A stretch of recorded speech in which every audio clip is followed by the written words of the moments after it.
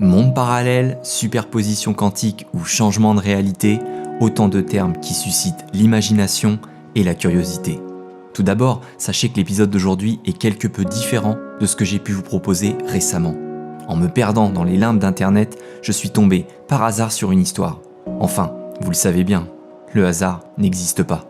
En réalité, cette histoire est tellement déroutante que nécessairement, je devais vous la partager. C'est pourquoi je vous propose dès à présent de vous installer bien confortablement et d'ouvrir votre esprit à 360 degrés, car nous allons voyager dans un monde étrange, fascinant, aux confins de notre réalité. Avant de commencer, j'espère que vous êtes abonnés, et si ce n'est pas le cas, vous savez où cliquer. Sans plus tarder, découvrons ensemble l'histoire bouleversante de James Richard, le voyageur revenu d'un monde parallèle.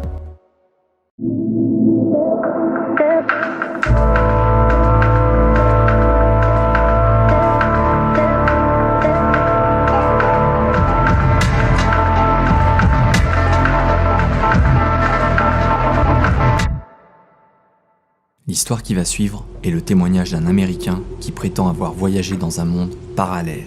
Le fait le plus troublant est qu'il possède une preuve physique accréditant son histoire.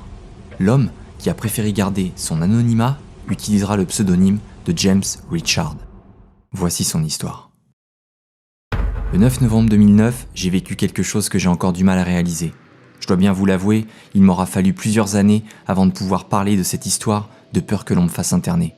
Je précise que je ne me suis jamais drogué et que socialement, je suis bien intégré. Mais dans cette société, vous voyez bien, parler de certaines choses en toute honnêteté, c'est compliqué. J'espère cependant que la preuve tangible que j'ai pu rapporter de ce voyage sera suffisante pour prouver la véracité de mes propos. Cette preuve, c'est une cassette audio, un album complet des Beatles. Un album qui n'est évidemment jamais sorti, mais plus étrange encore, il a été enregistré bien des années après leur séparation. Cet album ne vient pas de notre monde. Je vais à présent vous expliquer comment c'est arrivé. Je vis à Livermore en Californie, mais ce jour-ci je rentrais de Turlock après avoir rendu visite à un ami. Accompagné de mon chien, je n'avais pas vraiment de projet pour la journée. C'est pourquoi j'avais décidé de faire un tour en voiture dans un endroit appelé Del Puerto Canyon. Vers 14h environ, en roulant près du site, mon chien me fit signe qu'il voulait se soulager. En fait, son comportement n'était pas tout à fait normal, mais sur le moment, je n'y ai pas vraiment prêté attention. Je me suis alors garé sur un parking et pendant que je m'étirais, mon chien s'est éloigné. À une trentaine de mètres environ, j'ai commencé à l'entendre aboyer. Mais le problème, c'est qu'il avait dû prendre en chasse un lapin ou quelque chose du genre. Je me suis mis à courir en tentant de le rattraper, mais le sol était très irrégulier. En me prenant le pied dans une sorte de terrier, je suis alors tombé et vraisemblablement, je me suis assommé. Lorsque j'ai repris connaissance, j'étais dans un endroit inconnu. Une pièce curieusement meublée, remplie d'appareils électroniques qui m'étaient étrangers. On m'avait visiblement pris en charge car j'avais un bandage sur la tête. J'ai voulu me relever et me diriger vers la fenêtre, mais la porte s'est ouverte et mon chien est entré en courant. Puis un homme est apparu. Un homme brun, d'environ 1,80 m, me disant qu'il m'avait trouvé inconscient dans un champ avec à mes côtés mon chien qui aboyait. Il me demanda comment je me sentais, puis se présenta. Il s'appelait Jonas. Je lui ai répondu « Ça va, mais où suis-je » Il me répondit que nous nous trouvions à 10 mètres de l'endroit où il m'avait trouvé, ce à quoi je rétorquai que c'était impossible car il n'y avait aucune habitation à des dizaines de kilomètres de l'endroit où j'étais tombé. D'un signe de tête, il me désigna une machine près de la fenêtre, puis me dit « Je vous ai transporté de votre monde vers ce monde, un monde parallèle. » Me trouvant assommé en pleine chaleur, Jonas aurait décidé de me ramener pour me porter secours. Il me dit également qu'il avait enfreint les règles. La première règle du Fight Club est de ne jamais faire voyager un étranger par le portail. Mais il ne pouvait me laisser dans cet état. Vous me croirez ou non, mais j'ai tout de suite pensé que cet homme me disait la vérité. J'ai immédiatement commencé à poser des questions sur les voyages dans des mondes parallèles, car tout ce que je savais sur le sujet, je le tenais d'une vidéo de Michio Kaku sur YouTube. Il m'a dit de me calmer et qu'il m'expliquerait. Apparemment, dans son monde, une machine à voyager parallèle peut être achetée assez facilement. Et même si elle ne serait pas bon marché, elle serait assez populaire. Dans les années 1950 de sa dimension, le gouvernement aurait été confronté à la décision de continuer à financer un programme spatial de type NASA ou un programme de dimension parallèle appelé ARDP. Si je me souviens aussi bien de cet acronyme, c'est parce que je l'ai remarqué sur de nombreux appareils électroniques dans la pièce où je me trouvais. mais quant à sa définition exacte, je suis à peu près sûr que le DP signifiait dimension parallèle. Il m'a ensuite expliqué que le vrai danger d'utiliser l'une de ces machines était d'explorer de nouvelles dimensions. Selon ses dires, il y aurait une quantité infinie de terre dans d'autres dimensions, mais seule une petite quantité aurait été explorée. Beaucoup de ces mondes sont également des mondes de végétation luxuriante qui n'ont jamais été ruinés par l'homme. Une véritable économie se serait même développée autour du voyage interdimensionnel. Jonas m'a dit qu'il était explorateur pour une agence de voyage et qu'il cherchait de nouvelles dimensions inexplorées, et c'est ainsi qu'il serait venu sur notre Terre.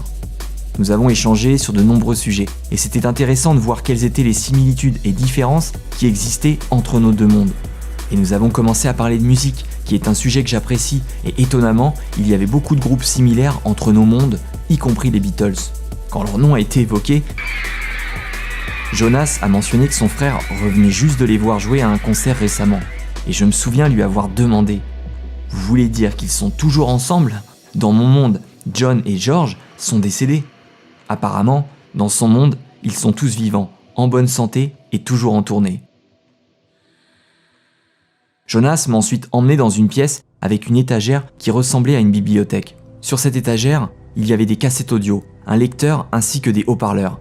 Surpris de ne pas voir de lecteur CD, je me rappelle lui avoir demandé « Vous êtes de la vieille école, vous n'aimez pas les CD ?»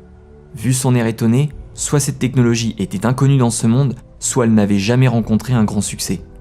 Fan des Beatles, mon œil fut tout de suite attiré par un album, Sgt Pepper, mais dont la pochette était légèrement différente de celle que nous connaissons. Pourtant les chansons étaient toutes les mêmes.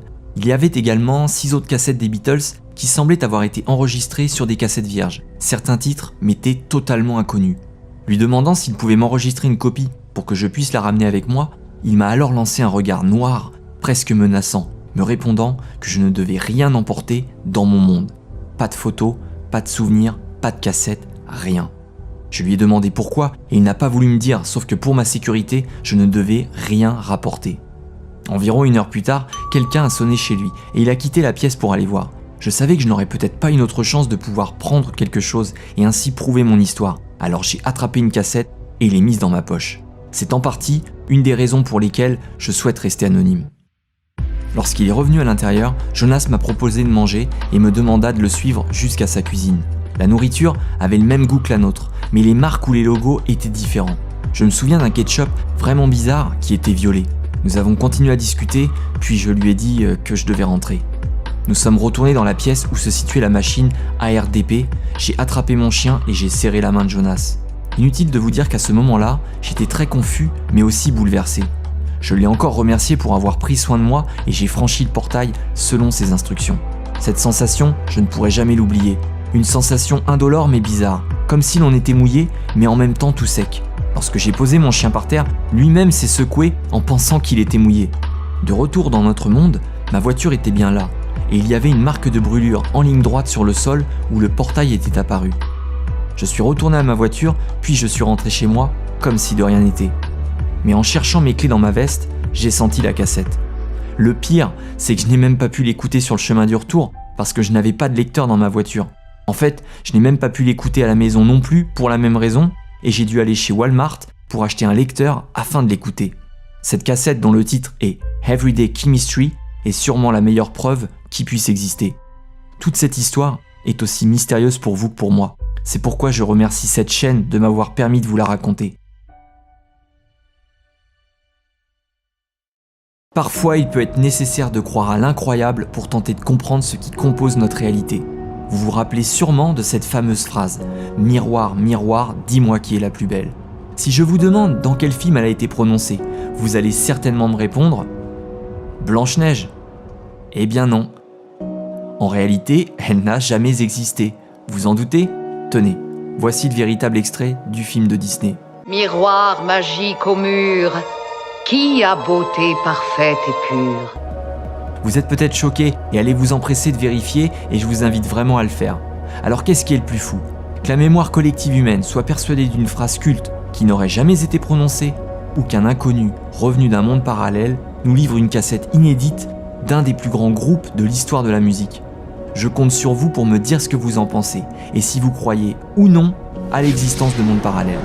Pensez au pouce les amis, c'est hyper important pour avoir de la visibilité et si vous souhaitez voir mon travail évoluer, Vous pouvez me donner un coup de pouce sur mon Tipeee. Je sais que les temps sont particulièrement durs pour tout le monde, mais même un café symbolique me ferait hyper plaisir. En attendant, je vous dis à très vite et gardez l'esprit ouvert car plus que jamais, la réalité est alternative.